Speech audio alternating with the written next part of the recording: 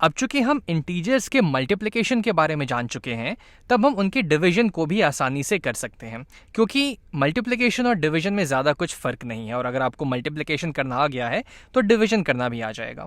जैसे कि यहाँ पे इसको कुछ एग्जाम्पल्स के थ्रू समझने की कोशिश करते हैं। यहाँ पे है 8 डिवाइडेड बाई -2। अब इन दोनों में एक नंबर नेगेटिव है, तो मैं क्या करूँगा, पहले 8 को अगर मैं सिर्फ 2 से डिवाइड करता तो मुझे यहाँ पे 4 मिल जाता, लेकिन चूंकि इन दोनों में से सिर्फ एक नंबर नेगेटिव है तो मैं यहाँ पे नेगेटिव साइन डाल दूंगा, जैसा कि हम मल्टीप्लिकेशन में करते थे कि अगर दोनों नंबर में से कोई भी एक नंबर नेगेटिव होता है तो मेरा जो प्रोडक्ट आता है वो नेगेटिव होता है। उसी तरीके से डिवीजन में जब हम दो नंबर को डिवाइड करते हैं और कोई एक नंबर नेगेटिव होता है तो हमारा जो रिजल्ट आता है वो भी नेगेटिव होता है। जैसे अगर हम इसकी बात करें तो यहाँ पे है -16 डिवाइडेड बाई 4। अब इन दोनों में एक नंबर नेगेटिव है, तो अगर मैं सिर्फ 16 को 4 से डिवाइड करता तो मुझे 4 मिल जाता, लेकिन चूंकि यहाँ पे सिर्फ एक नंबर नेगेटिव है तो मैं यहाँ पे नेगेटिव का साइन लगा दूंगा, तो हमारा रिजल्ट -4 हो जाएगा। वैसे अब यहाँ पे देखते हैं, अब यहाँ थोड़ा अलग केस है। यहाँ पे हम एक नेगेटिव नंबर को दूसरे नेगेटिव नंबर से डिवाइड कर रहे हैं।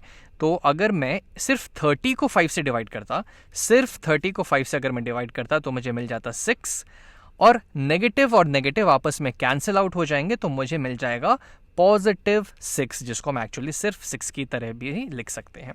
और सेम चीज़ हम एक्चुअली मल्टीप्लिकेशन में भी करते थे कि अगर हम दो नेगेटिव नंबर्स को मल्टीप्लाई करते हैं तो हमें एक पॉजिटिव नंबर मिलता है। उसी तरीके से अगर हम दो नेगेटिव नंबर्स को डिवाइड करते हैं तब हमें एक पॉजिटिव वैल्यू मिलती है।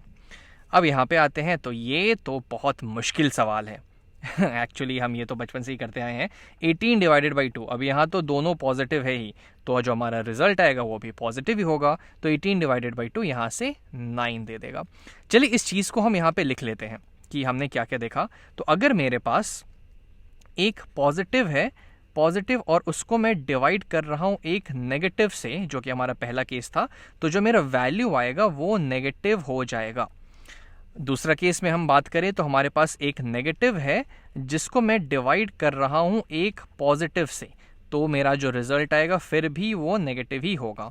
तीसरा केस, अगर मेरे पास दोनों नेगेटिव है, यानी कि अगर मैं एक नेगेटिव को नेगेटिव से डिवाइड कर रहा हूँ तो मेरा जो रिजल्ट आएगा वो पॉजिटिव होगा। और चौथा केस तो खैर बचपन से हम देखते ही आए हैं, तो ये है positive divided by positive number, दोनों पॉजिटिव है तो दोनों का डिवीजन फिर से पॉजिटिव आ जाएगा।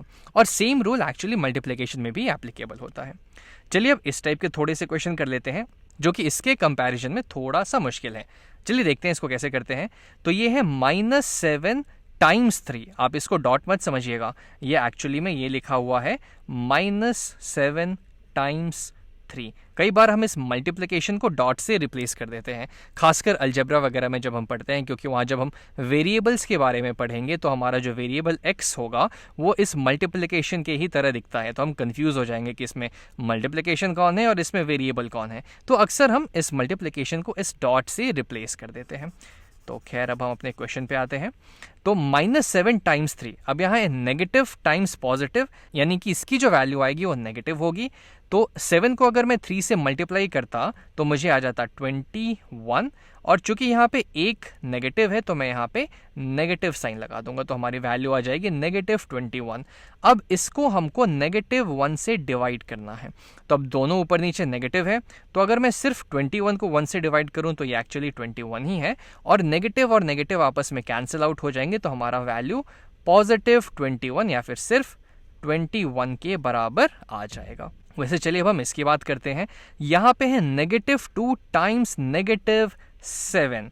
अब -2 टाइम्स -7, दो नेगेटिव नंबर्स को हम आपस में मल्टीप्लाई कर रहे हैं तो ये मिलके पॉजिटिव बना देंगे। तो 2 टाइम्स 7 होता है 14, और नेगेटिव कैंसिल हो जाएंगे। अब इसको हमको -1 से मल्टीप्लाई करना है, तब अब इनमें से एक नंबर नेगेटिव है तो जो हमारा रिजल्ट आएगा वो भी नेगेटिव ही होगा। तो 14 टाइम्स 1 हो जाता है 14, और ये नेगेटिव साइन हम यहाँ पे लगा देंगे, तो हमारे यहाँ पे जो वैल्यू है वो -14 आ जाएगा। अब चलिए यहाँ थोड़े आसान प्रॉब्लम और कर लेते हैं। जैसे ज़ीरो से हम बात करते हैं थोड़ा। 0 को अगर मैं मान लीजिए किसी नंबर से 7 से डिवाइड कर दूं तो इसकी वैल्यू क्या होगी। तो अब ज़ीरो को किसी से भी डिवाइड कर दीजिए, दुनिया के किसी भी नंबर से आप ज़ीरो को डिवाइड कर दीजिए सिवाय ज़ीरो के। खैर उसमें हम बाद में आते हैं, लेकिन फिलहाल अगर हम ज़ीरो को किसी भी पॉजिटिव नंबर से डिवाइड करेंगे तो हमारा वैल्यू जो है हमेशा ज़ीरो ही आएगा। या फिर अगर पॉजिटिव नंबर के अलावा यहाँ पे अगर कुछ ऐसा होता कि ज़ीरो डिवाइडेड बाई कोई नेगेटिव नंबर, जैसे कि मान लीजिए -39, ज़ीरो को अगर हम किसी भी नेगेटिव नंबर से डिवाइड करते तो भी हमारा जो रिजल्ट आता वो ज़ीरो ही आ जाएगा।